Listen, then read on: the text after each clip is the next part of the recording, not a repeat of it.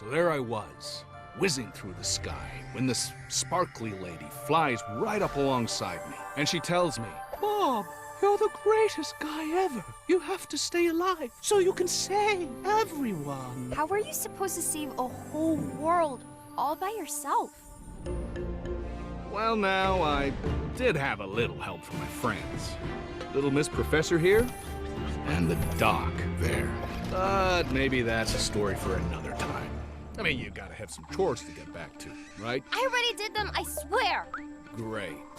Guess I'll just, keep retelling these true tales about Bob's amazing adventures. Yeah!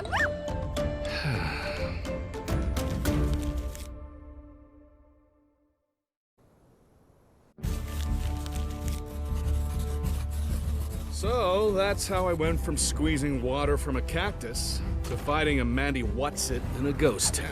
Wicked. Just goes to show, you gotta stay ready for the unexpected. And you'll always need to stick by the folks who have your back.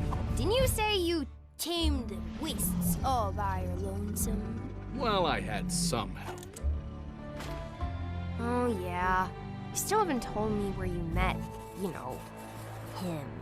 Oh, wouldn't you rather hear that story from the big guy himself? No way!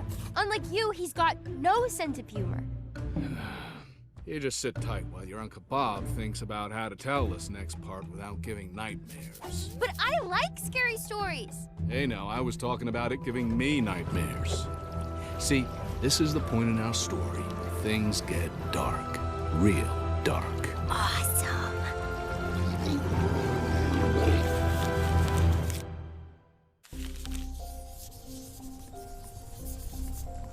You know, kid, sooner or later, you're gonna have to talk about it. What are you drawing over there, anyway?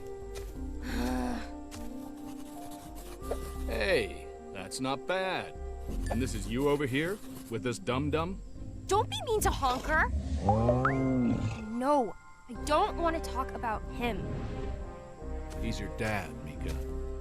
Now, I may not know a lot, and I made plenty of my own mistakes back in my day, but I do know one thing. Families gotta stick together. Well, why don't you go tell him not to be such a stinky dino coon? That's just not how it works, Mika. Look, maybe old Uncle Bob here can shed some light on the situation, about why the big man thinks the way he does. Wait, you knew my dad before all this? So, were you also on the, what did he call them? The Arks? Yeah, those. Say, have I ever told you the story about how Dad and I saved everyone together? You were there? You were one of the heroes? Well, yeah, sure. In fact, you might say that I was the most important part of the whole story. Okay. Go ask Santiago yourself if you don't believe No! me. I want you to tell me, Uncle Bob. All right, then. Let's start at the very beginning. On a faraway tropical island surrounded by sparkling blue water. That island was the first time I ever saw big, dumb lizards like Honker here. And it was the first place I ran into her. So, after that island, where did you go next? Oh, I bet it was somewhere exciting. Before we keep going, I was thinking maybe you want to let your dad know where you ran off to. I don't want to think about him at all. I want to hear more stories.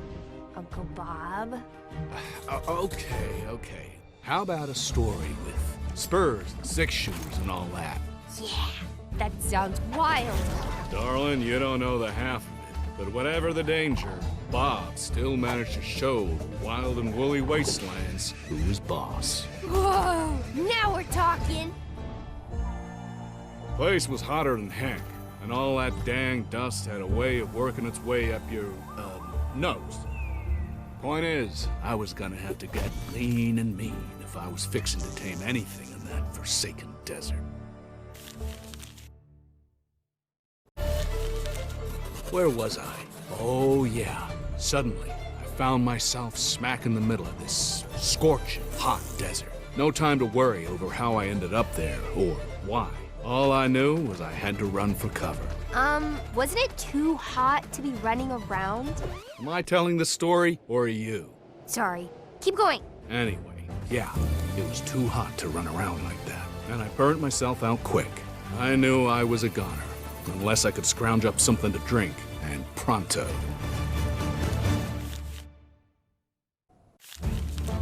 Now, before you judge me on this next part, you've got to understand it was a life or death situation. Because when I thought I saw a big whiskey jug sloshing around on 6 legs, I sort of lost what was left of my pride. And well, there's no good way to say this. Took a drink from it. Ew, gross. Made that jug bug jump a mile. Not that I blame it. Who'd have guessed something that big could even fly anyway? At least I knew where to find water now.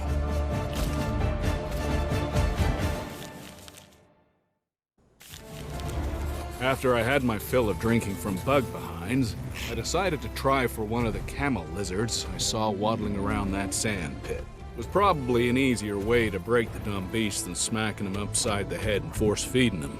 But that's what worked for me back on the island. Anyways, I guess I finally hit one in its noggin enough time for it to think we were pals. Aww. Reckon I'll spare you knowing how I figured out a way of drinking from those smelly humps. Ugh, nasty.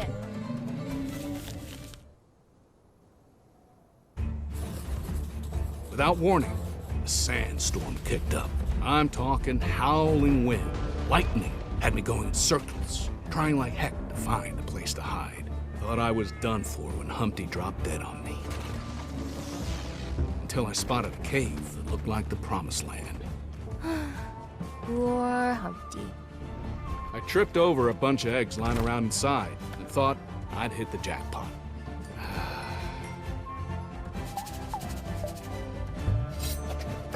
And that's when Mama, an honest-to-gosh dragon, turned up. Oh no. She was none too happy about me scrambling up her babies. Bet you barely got out of that one without becoming her breakfast. No scrambled Bob on the menu that day.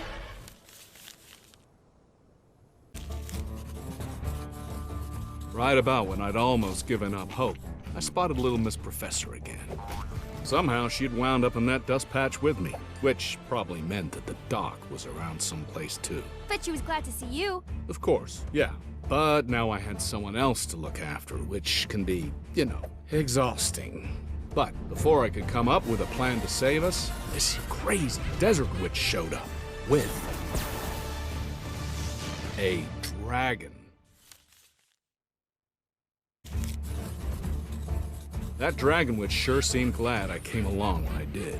Turned out her town needed a new sheriff, on account of the giant bugs that kept attacking the place. What's a sheriff? Someone who'd protect regular townsfolk, whether it was from rustlers, bandits, or, in this case, bug monsters. I didn't have much of a choice, so I let the witch pin a star on me and set me up with a trusty 6-shooter.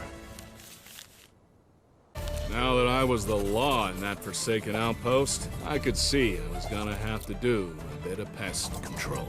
So I called out the biggest bug and told them they best skedaddle before sundown, lest I commenced to stepping on them. Now that I had the whole gang's attention, I backed up a few paces and told the gang leader to slap leather. To do what? The figure of speech, darling, means we're about to have us a good old-fashioned shootout. The big bug bandit reached for his pistol, but I had the quicker draw. A couple of his compadres tried to take revenge. Wasn't much of a fair fight. None of them so much as got a beat on me before I dropped all 4 of them in the dust with their pal. The rest of them scampered off. So I yelled to the ladies that it was safe to come out. And that's when old Doc Rockwell showed up again. After I stopped the bugs from ransacking that whistle stop, I guess I thought maybe I'd found a place worth building up into something. That's when the witch piped up to tell us why it wasn't worth getting attached to no place there. Oh no. Why? Said she and her friends had a regular boom town going across the desert that got blown to heck by something in the sky. He offered to fly us to see the ruins for ourselves. Not sure why I let the professor and the doc talk me into that. After seeing them ruins up close for myself, we decided it probably was time for us to mosey along. We were saying our goodbyes when that thing dropped in. The witch called it a manticore, or maybe a manticlops. Anyway, whatever you want to call it. It caused a real ruckus. I like to think we made it sorry for messing with us. But I must have been knocked upside the head during our tussle, because I don't remember the next part so good. Somehow, I was tumbling through the sky again, heading elsewhere in a hurry.